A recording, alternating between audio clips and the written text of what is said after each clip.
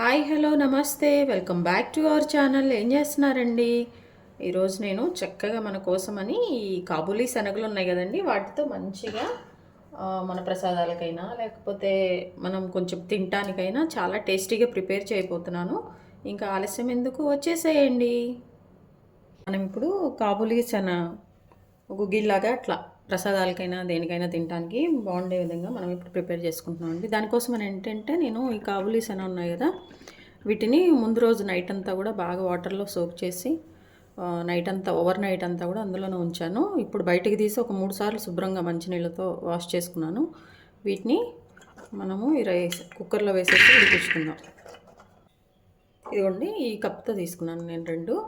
ఒక కప్పుకి మనం 2 పోసుకోవాలి వాటర్. ఈ 4 కప్పులు వాటర్ పోసేసుకొని సాల్ట్ ఈ టేబుల్ స్పూన్తో 1 టేబుల్ స్పూన్ మనము ఉప్పు ఇందులో వేసుకోవాలి.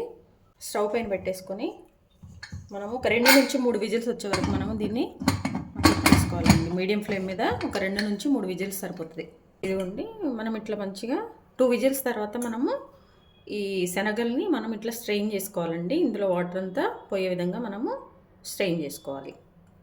స్టవ్ ఆన్ చేసుకొని బాండీ పెట్టేసుకున్నామండి. హీట్ అవగానే కొంచెం ఒక టేబుల్ స్పూన్ అట్లా మనము ఆయిల్ వేసేసుకోవాలి.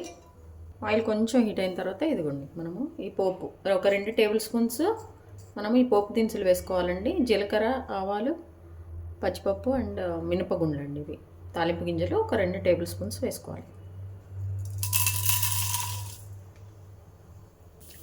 ఒక హాఫ్ కప్పు శుభ్రంగా వాష్ చేసుకున్న కరివేపాకండి.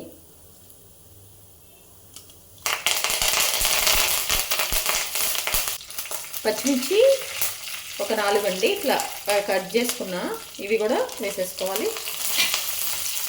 అలాగే ఎండుమిరపకాయలు ఒక 2 పెద్దవి చిన్న చిన్న ముక్కలుగా కట్ చేసుకున్నాను.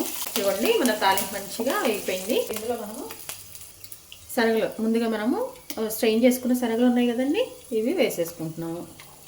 వేసుకొని వీటిని హై ఫ్లేమ్లోనే మనం మంచిగా కలుపుకోవాలండి.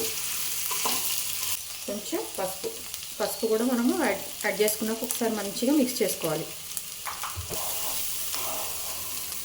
ఇవన్నీ చక్కగా ఇలా కలుపుకున్నాక పసుపు అంతా వీటికి స్ప్రెడ్ అయిన తర్వాత ఇప్పుడు మనము ముందుగా తురుము పెట్టుకున్న ఒక పచ్చి కొబ్బరి అండి, ఒక కప్పు పచ్చి కొబ్బరి మంచిగా తురుము పెట్టుకున్నాం కదండి, ఇది కూడా మనము ఇందులో వేసేసుకోవాలి. చాలా టేస్ట్ వస్తుందండి, తినేటప్పుడు చూడటానికి కూడా చాలా బాగుంటుంది అన్నమాట.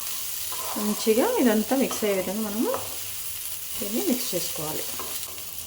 అయిపోయిందండి. లాస్ట్లో మనము కొత్తిమీర సన్నగా కట్ చేసుకున్న కొత్తిమీర కూడా మనము దీనికి యాడ్ చేయాలి. ఒక హాఫ్ కప్పు అట్లా, చిన్న కప్పు అయితేనే 1 కప్పు.